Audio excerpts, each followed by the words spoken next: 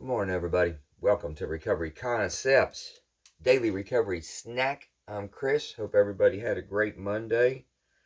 Made it a good one. And getting ready to dive in here for Tuesday, April 7th. Bam, boom.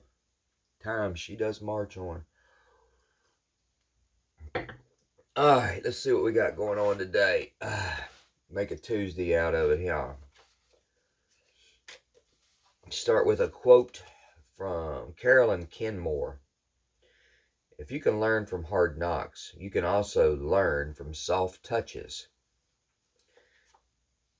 At our meetings, we often hear recovering addicts say, "It seems like I never change until it hurts too much not to." Or, "No one could help me until I hit bottom."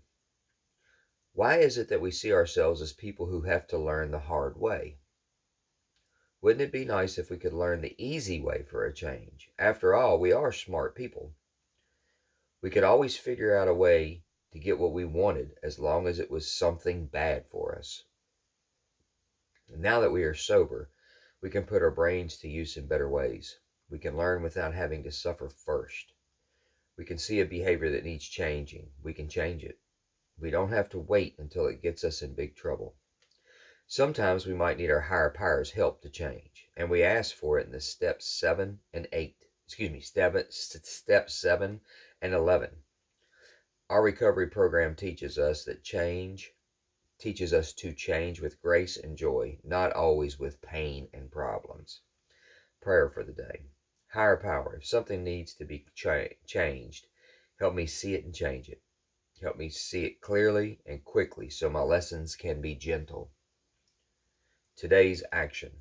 I will take an inventory of my behavior and thoughts over the last day. If I see something that is a problem, I will talk with my sponsor about how to change it. Um, well, relatable. Relatable. You know, I can relate to the fact of having how typically always having to learn the hard way. Um, the easy way was available. Absolutely, the easy way was available, or a lot of times the easy way was available. But for whatever reason, I had a hard time taking the easy way. Um, I like reading these things because it talks about how it was, how it can be, and suggests action in the middle to make that transversion from A to B, to move from how it was to how it can be. And I feel and I see my program in that reading today. I could still be a knothead for sure, but I'm not quite as apt to do so these days. I'm an older man now. Um, I'm a sober man, have been for a while, but not just sober, recovering. That's a key term. Sober is much better for me than active addiction. I figured that out. There's three different levels to this thing in my world. That's addiction, sobriety, and recovery. And sobriety was much better. If I didn't put that junk in my body, I didn't find myself in some of those predicaments, man. I didn't feel the way that I used to. I don't feel the way that I used to about me, knowing that I was doing things wrong, but unable to stop it or whatever. So, sober was better, man. Beautiful signs of a different way to live. I've never been arrested sober in my life. Never. Not once have I ever went to jail sober, ever. Um, you know, um, bad, decision making is a lot better these days without that stuff in me. But the sober piece, it got better, but it was so unnatural for me. It was still really, really uncomfortable. The recovery level thing, that's when I'm working on it. That's when I'm working, talking about steps 7 and 11, 1 through 12, all of them.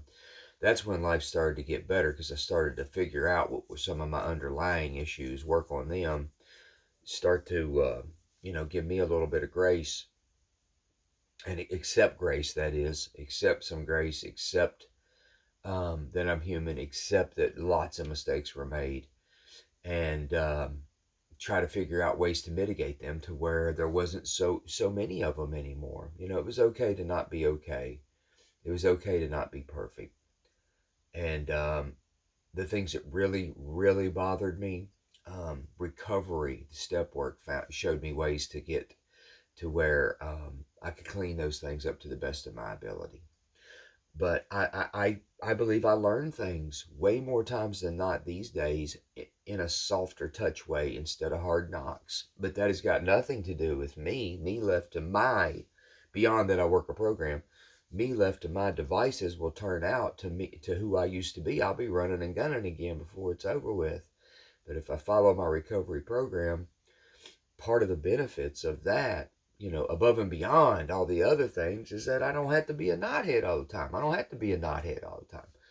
I don't have to have my chin down and just, you know, driving forward and it's just this damn way. It's okay to be wrong. It's okay to hear the other side. It's okay to ask for help. It's okay to, you know, learn the easy way. You know, that's part of it. I don't have to do the hard knock stuff. Not implying in any way, shape, or form that I won't again before it's all over said and done.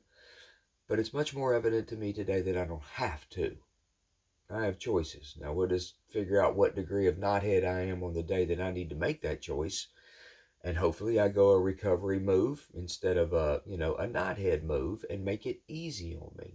So, and others around me, by the way, might I say too, because if I'm all flustered and messed up, that bleeds out into whoever I'm around. You know, it's infectious, whether it's good and happy and grateful, or miserable, negative, and pessimistic. You know, whatever. It bleeds out around me to whoever happens to be around me.